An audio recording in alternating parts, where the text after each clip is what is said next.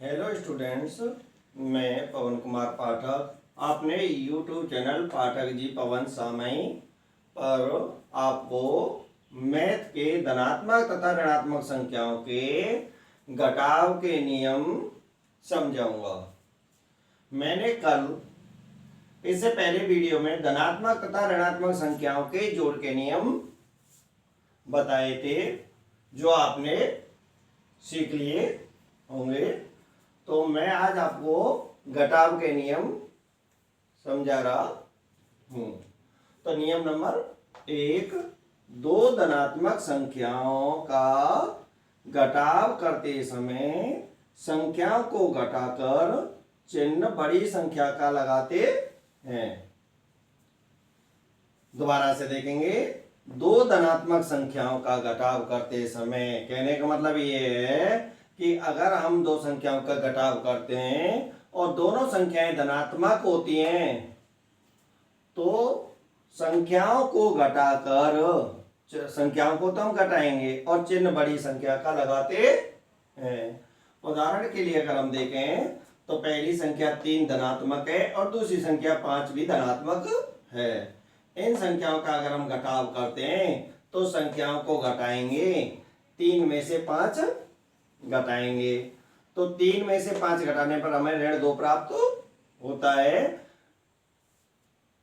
दूसरा उदाहरण अगर हम देखें तो पहली संख्या 5 धनात्मक है और दूसरी संख्या 3 भी हमारे पास धनात्मक है। अगर हम इन दोनों संख्याओं का घटाव करते हैं, दोनों धनात्मक संख्याओं का घटाव करते समय हमें 5 में से 3 घटाने पर 2 धनात्मक संख्या प्राप्त होती है। अगर हम यहाँ गौर से देखें तो यहाँ छोटी संख्या 3 में से बड़ी संख्या 5 घटा रहे हैं। अगर हम छोटी संख्या में से बड़ी संख्या घटाते हैं तो ऋण का आंसर आता है और बड़ी संख्या में से छोटी संख्या घटाते हैं तो धन का उत्तर आएगा। नियम नंबर 2, दो ऋणात्मक संख्याओं का घटाव करते समय संख्याओं को घटाकर चिन्ह बड़ी संख्या का लगाते हैं। अगर हमारी दोनों संख्याएं ऋणात्मक हैं और हम घटाव करते हैं, पहली संख्या और दूसरी संख्या दोनों अगर हमारी ऋणात्मक संख्याएं होती हैं और हम घटाव करते हैं तो घटाव करते समय संख्याओं को तो हम घटाते हैं और चिन्ह बड़ी संख्या का लगाते हैं। उदाहरण के तौर पर अगर हम देखें तो पहली संख्या 3 भी ऋणात्मक है और दूसरी संख्या 5 भी ऋणात्मक है। और अगर हम इन दोनों ऋणात्मक संख्याओं का घटाव करते हैं तो यहाँ पर विशेषकर एक नियम ध्यान देंगे, यहाँ कोष्ठक से पहले भी ऋण लगा हुआ है और कोष्ठक के अंदर भी ऋण लगा हुआ है। यहाँ 2 ऋण चिन्ह लगे हुए हैं। तो अगर इस प्रकार से 2 ऋण चिन्ह लगे हुए होते हैं तो दोनों चिन्हों का हम गुणा करते हैं और ऋण चिन्ह से ऋण चिन्ह का गुणा करते हैं तो धन चिन्ह प्राप्त होता है। तो इस प्रकार से ये जो 5 है ये धन का 5 हो जाता है। तो ऋण 3 धन 5, ऋण 3 धन 5। तो यहाँ विषम चिन्ह, एक संख्या ऋण की है और एक संख्या धन की है।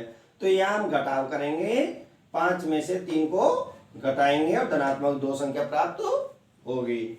यहाँ पर हम कहें कि संख्याओं को घटाकर 5 में से 3 घटाएंगे और चिन्ह बड़ी संख्या का लगाते हैं। तो चिन्ह हमारा बड़ी संख्या 5 है, 5 के आगे ऋण लगा हुआ है तो 5 के आगे धन लगा हुआ है तो उत्तर भी हमारा धन का आएगा, धनात्मक संख्या प्राप्त होगा।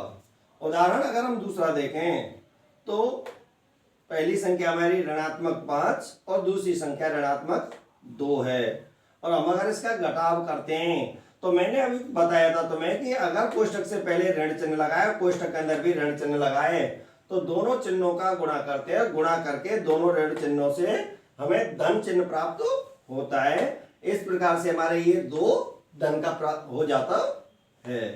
तो ऋण 5 में धन 2 करेंगे, एक संख्या ऋणात्मक होती है और एक संख्या धनात्मक होती है तो घटाव करते हैं और 5 में से 2 घटा देंगे 3 और चिन्ह बड़ी संख्या 5 का ऋण लगा देंगे। नियम नंबर 3, पहली संख्या अगर धनात्मक हो, यहां विशेषकर देखेंगे पहली संख्या धनात्मक हो और दूसरी संख्या ऋणात्मक हो तो घटाव करते समय संख्याओं को घटाने के बजाय जोड़ते हैं।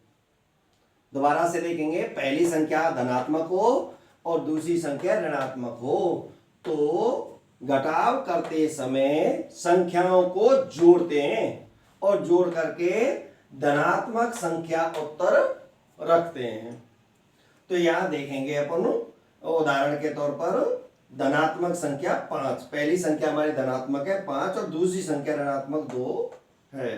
तो अगर हम इसका घटाव करते हैं, इन दोनों संख्याओं का घटाव करते हैं, पहली संख्या धनात्मक है और दूसरी संख्या ऋणात्मक है, तो मैंने अभी बताया था कि अगर कोष्ठक से पहले ऋण चिन्ह लगाए, कोष्ठक के अंदर भी ऋण चिन्ह लगाए तो दोनों का गुणा करेंगे और ये चिन्ह हमारा धन हो जाता है। तो इस प्रकार से 5 धन 2 हो जाता है और 5 धन 2 करने पर हमें 7 धनात्मक संख्या प्राप्त होती है। दूसरा उदाहरण अगर हम देखें तो 2 धनात्मक संख्या है, पहली संख्या यहाँ पर धनात्मक है और दूसरी 5 संख्या ऋणात्मक है। और हम अगर घटाव करते हैं तो कोष्ठक से पहले ऋण चिन्ह और कोष्ठक के अंदर भी ऋण चिन्ह, या गुणा करेंगे तो धन की संख्या प्राप्त होगी। तो 2 या दोनों ऋणों से धन प्राप्त होता है तो धन 5, 2 धन 5 करने पर हमें धनात्मक 7 संख्या प्राप्त होती है। नियम नंबर 4, नियम नंबर अगर हम 4 देखें तो पहली संख्या ऋणात्मक हो। अब हम देखेंगे कि यहाँ पर पहली संख्या तो ऋणात्मक है तथा दूसरी संख्या धनात्मक है। अब की बार हमारी पहली संख्या तो ऋणात्मक है और दूसरी संख्या धनात्मक है, तो घटाव करते समय संख्याओं को जोड़ते हैं। घटाव नहीं करते, हम संख्याओं को जोड़ते हैं और ऋणात्मक संख्या उत्तर में रखते हैं। हमारा जो उत्तर होता है वह ऋणात्मक संख्या प्राप्त होता है। उदाहरण के लिए अगर हम देखें, पहली संख्या में ऋणात्मक 5 है और दूसरी संख्या में धनात्मक 2 है और हम घटाव करते हैं तो 5 में से 2 घटाते हैं तो संख्याओं को तो हम जोड़ेंगे, 5 और 2 7, चिन्ह ऋणात्मक रखते हैं। तो चिन्ह हमारा संख्याओं में अगर ऋण लगाए तो यहाँ ऋण चिन्ह लगाते हैं। दोनों संख्याएं अगर हमारी ऋण की होती हैं तो दोनों संख्याओं को जोड़ते हैं और चिन्ह ऋणात्मक रखते हैं। उदाहरण अगर हम दूसरा देखें तो पहली संख्या ऋणात्मक 3 है और दूसरी संख्या धनात्मक 7 है और हम घटाव अगर करते हैं तो हमारी पहली संख्या भी ऋणात्मक है और दूसरी संख्या भी यहाँ ऋण की हो जाती है। तो ऋण 3 और ऋण 7, तो संख्याओं को जोड़ते हैं, 7 और 3 10, चिन्ह ऋणात्मक संख्या रखते हैं तो चिन्ह हमारा ऋण का आएगा। इस प्रकार से हमारी ये ऋण 10 संख्या ऋणात्मक प्राप्त होती है। अच्छा बच्चों, अगर आप हमारे गुणा, घटाव, जोड़ और भाग के नियमों की अगर वीडियो देखना चाहते हैं तो हमारे वीडियो को लाइक और सब्सक्राइब अवश्य करें ताकि हमारी अगली वीडियो आपको समय पर प्राप्त हो सके।